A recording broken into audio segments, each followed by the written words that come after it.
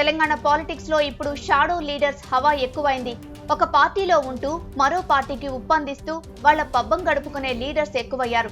ఇలాంటి ఒక లీడర్ కేటీఆర్ కి తెరచాటు నుంచి సహాయం చేస్తున్నారా అనే అంశం మీద ఇప్పుడు తెలంగాణ పాలిటిక్స్ లో హాట్ టాపిక్ గా మారింది. ఆయనే కేటీఆర్ కి సలహా ఇచ్చి మరీ ఢిల్లీ పంపించారా? అయితే కాంగ్రెస్ లో ఉన్న నల్గొండకు చెందిన ఒక మంత్రి కేటీఆర్ ని కాపాడుతున్నారా?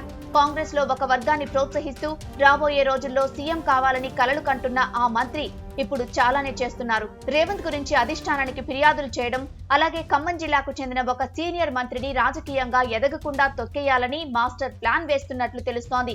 రేవంత్ ఏ పని చేసినా దానికి అడ్డంకులు సృష్టిస్తూ రాష్ట్రం అభివృద్ధి దిశగా వెళ్లకుండా చేస్తున్నారు. హైడ్రా పనులు ముందుకు పోనివ్వకుండా, మూసీ బాధితుల విషయంలో ప్రతిపక్షానికి లీకులు అందిస్తూ, ఫార్మా లాంటి కంపెనీలు రానివ్వకుండా ఉండేలా కుట్రలు చేస్తూ ప్రతిపక్షాన్ని రెచ్చగొట్టి గొడవలు సృష్టిస్తున్నారు. రేవంత్ సర్కార్ ఏ పని చేస్తున్నా ముందు తాను కొమ్ము కాసే పార్టీకి ఉప్పందించడం, వాళ్లను ఎగదోయడం ఇప్పుడు ఆ సీనియర్ మంత్రి చేస్తున్న పనులు.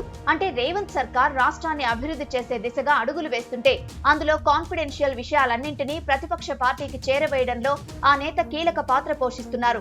అయితే సొంత పార్టీ విషయాలని ఇలా ప్రతిపక్షాలకు చేరవేయడం లాంటివి చేయడం కరెక్ట్ కాదని చెప్తున్నారు. రేవంత్ చేస్తున్న మంచి పనులకు విఘాతం కలిగించడం ఏంటని టీపీసీసీలో గుసగుసలాడుకుంటున్నారు. ఈ పార్టీలో పనిచేస్తూ ప్రతిపక్షాలకు అన్ని విషయాలు చేరవేసే ఒక స్పైలా మారిపోయాడు. సొంత పార్టీలోనే చీలికలు తీసుకొస్తున్న మంత్రిపై ఆగ్రహం వ్యక్తం చేస్తున్నారు. అయితే ఇప్పుడు రేవంత్ కేబినెట్ ని విస్తరించకపోవడానికి కారణం ఈ మంత్రి అన్న విషయం తెలుస్తోంది. రేవంత్ చేసే ప్రతి విషయాన్ని అధిష్టానానికి ఫిర్యాదు చేయడం వల్లనే ఈ విధమైన కేబినెట్ విస్తరణకు ఛాన్స్ ఇవ్వలేదనే విషయం తెలుస్తోంది. కేటీఆర్ కి తనకు తెలిసిన కేంద్ర మంత్రుల్ని పరిచయం చేసి ఇండైరెక్ట్ గా కేటీఆర్ ని అరెస్ట్ కానివ్వకుండా చూసుకుంటోంది ఈ షాడో మంత్రి అనే విషయాన్ని ఇంటర్నల్ గా గుసగుసలాడుకుంటున్నారు. అలాగే రీసెంట్ గా రేవంత్ ఢిల్లీ వెళ్లిన విషయం తెలిసిందే. అయితే ఫార్మా కంపెనీకి భూసేకరణ జరగనివ్వకుండా కేటీఆర్ కి ఉప్పందించి కొడంగల్లో అలర్లు సృష్టించింది కూడా ఈ నేతే అన్న విషయం ఇప్పుడిప్పుడే బయటపడుతోంది.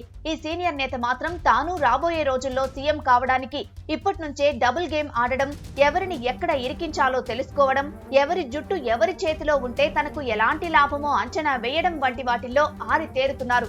గత ప్రభుత్వంలో అవినీతి చేసిన బీఆర్ఎస్ పెద్దల్ని కాపాడడం కోసం బీజేపీలో సీనియర్ నాయకులు కేంద్ర మంత్రులతో కలిసి ఢిల్లీలో కూడా సహాయం చేస్తూ అరెస్ట్ కానివ్వకుండా కాపాడుతున్నట్లుగా కూడా తెలుస్తోంది.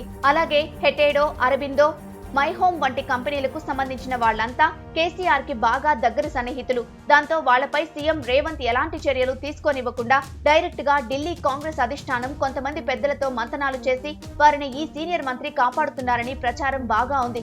గతంలో రేవంత్ ని తొక్కేయాలని చూసిన రియల్ ఎస్టేట్ వ్యాపారులపై ఎలాంటి చర్యలు లేకుండా దగ్గరుండి ఢిల్లీ పెద్దలతో మాట్లాడి ఆపించేస్తున్నారనే విషయంపై ఇప్పుడు రేవంత్ సర్కార్ లోని కొంతమంది ఫైర్ అవుతున్నారు. తెలంగాణలో రేవంత్ ప్రభుత్వం ఏర్పడి ఏడాది పూర్తి కావస్తోంది.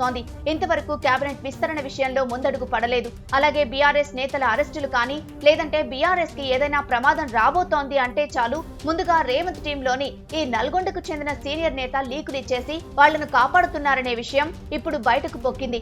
అలాగే బీజేపీ, కాంగ్రెస్ ఉన్న కొంతమంది నాయకులు బీఆర్ఎస్ కి సపోర్ట్ గా పనిచేస్తున్నారట.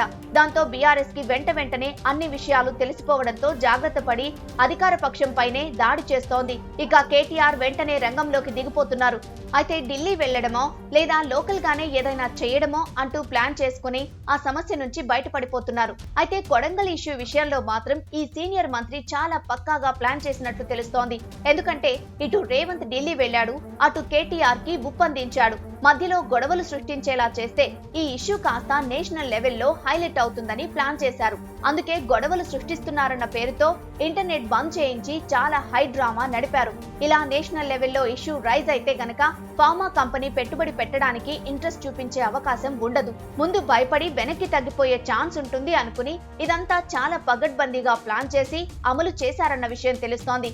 రేవంత్ రెడ్డి కష్టపడి పార్టీని అధికారంలోకి తెచ్చి హైడ్రా పేరుతో రాష్ట్రానికి మళ్లీ మంచి రోజులు తీసుకురావాలని, అలాగే కంపెనీల్ని తీసుకొచ్చి ప్రజలకు మేలు చేద్దామని చూస్తుంటే సొంత పార్టీ వాళ్లే పుల్లలు పెడుతున్నారంటూ ఇప్పుడు రాజకీయాల్లో చర్చ నడుస్తోంది.